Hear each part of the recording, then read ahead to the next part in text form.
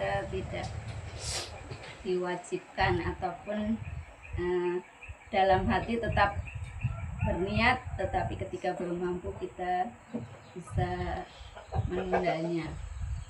Nah, di sini saya akan menekankan yang pertama yaitu syahadat. Jadi syahadat di sini berasal dari kata syahid atau lengkapnya bunyinya asyhadu alla ilaha illallah wa asyhadu anna muhammadar rasulullah. Jadi ketika seseorang sudah mengucapkan syahadat berarti dia sudah berjanji ataupun bersumpah bahwa bersaksi ya tidak ada Tuhan selain Allah dan hanya mengakui bahwa Rasulullah adalah utusan Allah. Jadi di sini ketika kita sudah bersumpah maka dalam kehidupan sehari-hari kita harus melaksanakan sumpah tersebut, karena ketika kita melanggar sumpah maka kita akan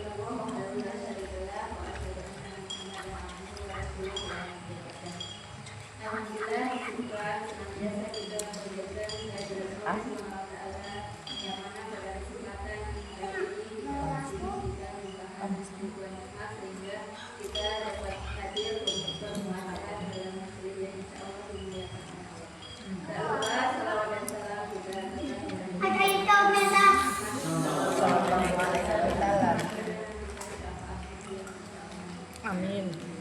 Pada kesempatan kali ini saya akan mengingatkan bahwa kita orang yang negara. Sebagaimana pepatah Arab mengatakan bahwa seorang wanita itu adalah yang dimana ketika seorang wanita itu baik maka baiklah suatu negara, dan ketika kemudian yang kedua adalah menahan diri dari dari makan dan minum dan hal-hal yang membahayakan.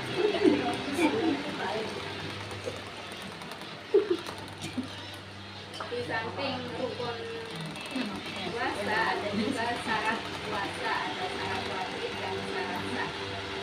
Nah, syarat wajibnya di sini adalah bahwa seseorang itu beragama Islam, jadi di luar agama Islam itu tidak wajib untuk puasa. Jadi hanya bagi orang Islam saja. Di situ orang Islam itu harus balik dewasa, berakal, mampu atau sehat. Jadi kalau tadi balik biasanya kita melatih anak-anak kita yang untuk bernasib sama. Jadi yang merasa lebih itu membantu yang belum berlebih. Insya Allah nanti kemudian di situ ada doa juga ya dari yang sudah mampu ketika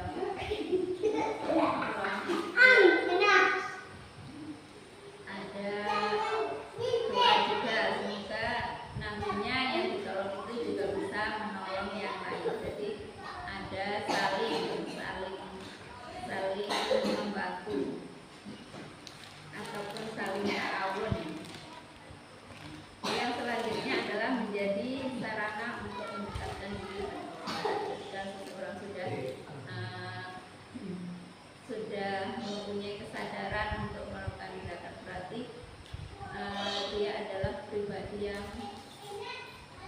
mendekatkan diri pada Allah, usaha, dan semoga kondisinya sedang sakit, misalnya tidak bisa berdiri, jadi kita sholatnya sambil duduk, tidak bisa duduk, sholatnya sambil baring, tidak bisa berbaring sambil terlentang, tidak bisa gerak-gerak dengan isyarat. Jadi iya betul sekali. Jadi di sini sholat itu tidak boleh kita tinggalkan dalam kondisi apapun, karena di yaumul qiyamah nanti adalah hal pertama yang akan dihisab atau dihitung adalah sholat. Jadi ketika sholat kita baik, maka amalan kita yang lain itu sudah dianggap baik. Namun ketika sholat kita buruk atau belum baik, maka yang lain dianggap baik, karena sholat ini ibarat wadahnya. kalau wadahnya bagus maka amalan yang lain insya Allah ikut, tidak tercecer.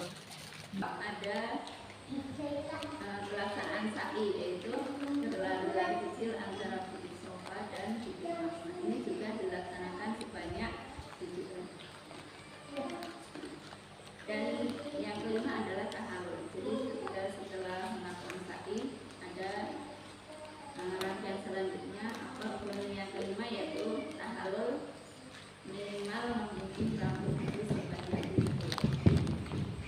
Dan yang keenam adalah harus tertib atau menetapkan diri dari ihram atau niat, wukuf di Arafah, tawaf, sa'i, tahallul itu